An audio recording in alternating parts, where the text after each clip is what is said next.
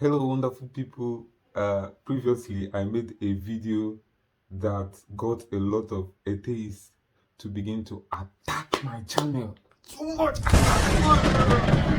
They are all over the place attacking my channel. The name of the video is Jesus is greater than all religious and scientific. Is in this description if you have not watched it. A lot of atheists came to my comment section and they started attacking me.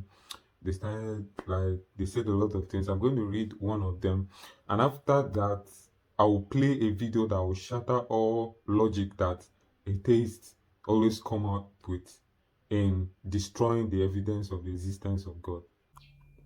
Pocket Rocket 9006. Basic observation allows you to see matter, laws, space-time, scientific order and logic in which we exist in. This doesn't have to be proved because it is basic observation. To say any God exists means you have the burden of proof, since you cannot observe God. Then Dr. Rock Marshall 6697 replied, and so far there is zero evidence for a God if there is a higher form of life that had anything to do with us. We know nothing about it. This is my belief. User KS4VL1JL7J replied Dr. Rock Marshall 6697. Agreed. Therefore, if a God exists, it isn't important. Before I make a statement concerning the comment and everything concerning atheists, because I told some of them, and if you go there, if you read the whole comment, you see where I was talking with one of them that I will use the comment coming from them to make a video.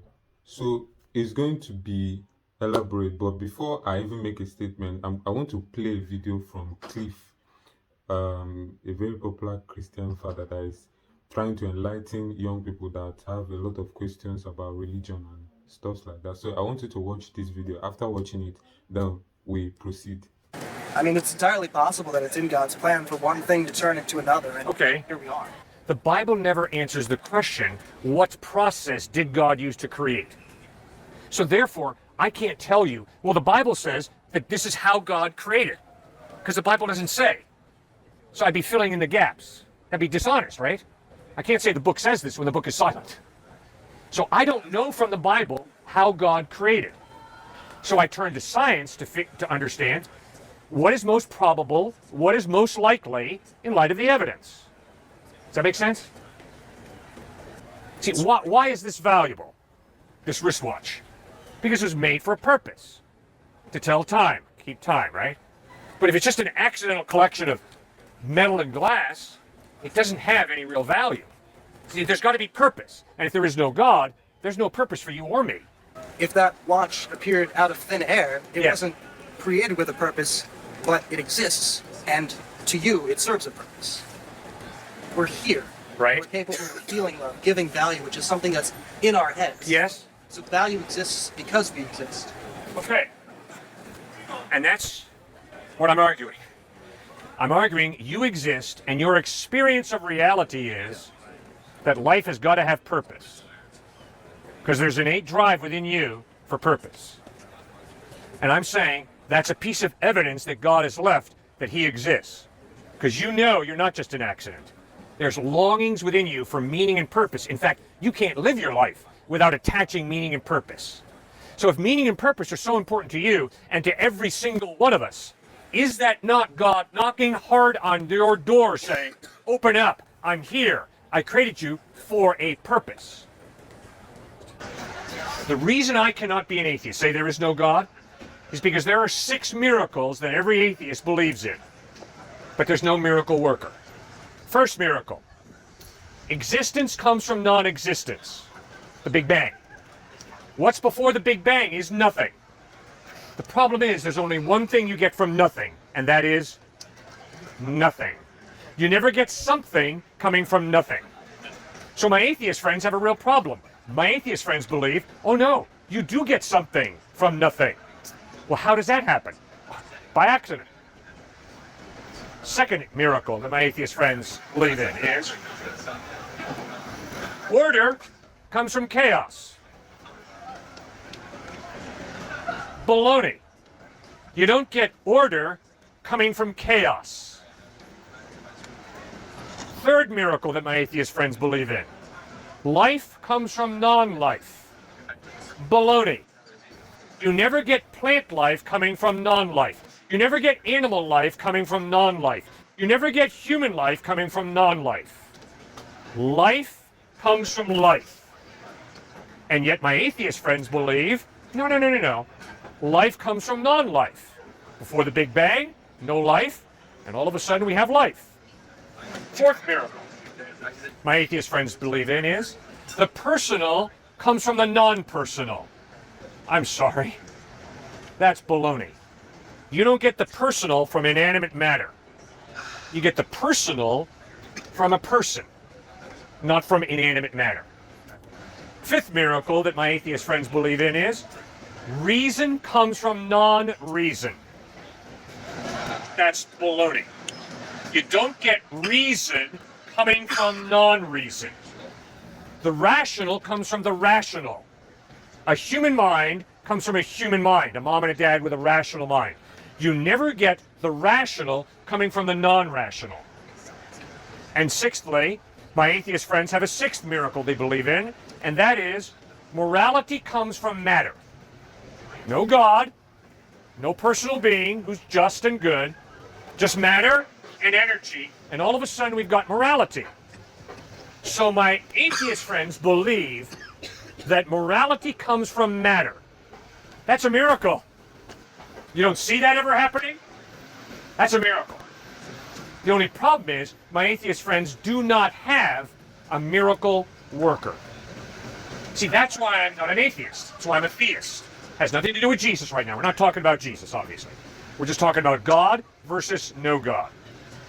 And those 6 miracles, you can't have a miracle without a miracle worker.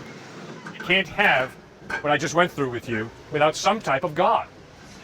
So often we are so arrogant to think that we just create something like math. That has never been the case and it never will be. Intentionality of consciousness. When I'm seeing the rose and then reflecting about the rose and then reflecting on my thinking of the rose. Or abstract thinking when it comes to philosophy, grasping onto these different hard concepts. Okay, that makes way more sense if there's a God, because that is not material what you're doing with consciousness. That is immaterial in terms of the types of states of thought you are holding on to. Thirdly, information. You take somebody down to Chick-fil-A. You look at the menu. What are you going to have with the menu? You're going to have ink blots making the letters on I want to eat grilled versus any type of baked sandwich. And you're going to have ink blots there, and you're going to make sense of what is being said. And you're going to order maybe fries with that sandwich. Well, what's going on there? You are taking a material, so the plastic of the menu, the ink blots, and you're drawing information, which is immaterial, from it, and then making a decision to order to the sweet lady up there and saying, hey, can I get that grilled sandwich? That's an immaterial process. If you're an atheist, it's all about the material. You don't get the immaterial as an atheist. That's why we are theists. That's why we think through. Supernatural exists, the immaterial exists, the metaphysical exists. And I hope we all, that's our point being out here. I hope we start with that and ultimately get to the loving God of the entire universe, and that's Jesus Christ himself.